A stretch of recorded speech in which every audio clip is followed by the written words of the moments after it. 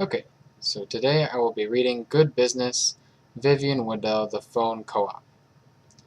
After spying a gap in the market for more ethically run telephone services, Vivian Woodell set up the Phone Co-op, the UK's only phone, mobile and broadband provider owned by its customers. Good Business is a column hosted by Anne Levy from Hub Islington, an incubation space for socially driven entrepreneurs. Each month she catches up with the people leading change. Anna: Hi Vivian, how do you how did you get involved in the co-op movement? Vivian: I got involved with my local co-op supermarket in the early '80s in Oxford. I was fascinated by the fact that there was this large operation that was different from other organizations. It was owned by ordinary people and was supposed to be run in their interests, but it actually seemed to be run by a small, fairly visionless clique.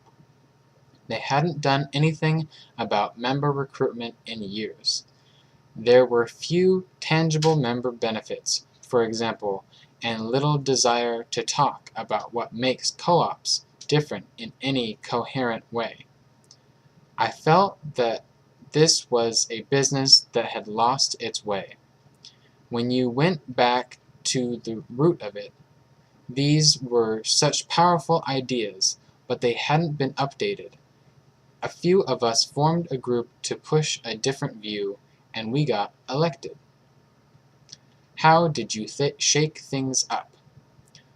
Working with new management, we started experimenting with ways of presenting the cooperative message in a modern way.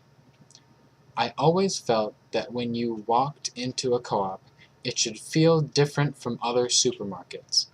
We created a concept store promoting things like fair trade, supporting local producers, and the fact that it's owned by the customers. How did the phone co-op come about? I later got involved in cooperative development in Central and Eastern Europe, following the fall of the Berlin Wall. During this time, we had very high phone bills, and so I looked for an alternative supplier. I got curious as to how the market worked, and realized that there was an opportunity for us to become our own supplier, forming a cooperative with other NGOs who, like us, had expensive international phone bills. We quickly evolved to include residential customers and the wider business community, and that was the origin of the phone co-op. We've grown every year and now have 23,000 customers and are celebrating our 15th anniversary. How does it work? What we're doing is providing that an alternative economic model can be successful in a mass market industry, and that it's possible to run a successful business that is centered on people rather than money. The members elected the board, so it's ordinary customers who run the show. As well as paying profits back to the members, we fund the development of new and growing co-ops, treat our staff fairly, and cut our carbon footprint by avoiding cars and flying. If our staff wants to cycle to work, we'll buy them a bike. Things like this demonstrate that we mean what we say. What do you think are other market opportunities for the cooperative movement? There are many opportunities. Consumer cooperatives work well where there's a long-term relationship between a business and its customers, and also where trust has been broken down with the major players in an industry. The energy market is an example of this. People feel there's an oligopoly of large suppliers making profit at the expense of customers who cannot afford to pay their bills. How did you go about competing with the big phone companies? 4 big brands dominate the residential market, so we recognize it's hard to be heard.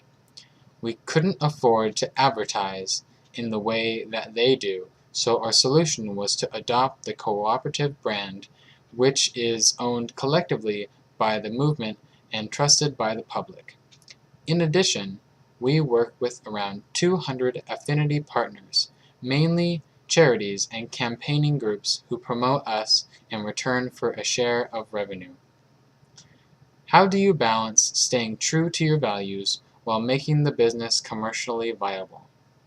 I think everybody faces these challenges, but we don't have to see them as being in conflict. People want to buy from businesses with values. When we've surveyed our members, the thing they put top of their list is that we treat our staff well. The phone co-op has a nice feel to it. We're all members together. When a customer rings up and speaks to someone here, they're talking to another member. They know that when they pay their phone bill, the money is shared out fairly between stakeholders, and they know we're doing our bit for the environment.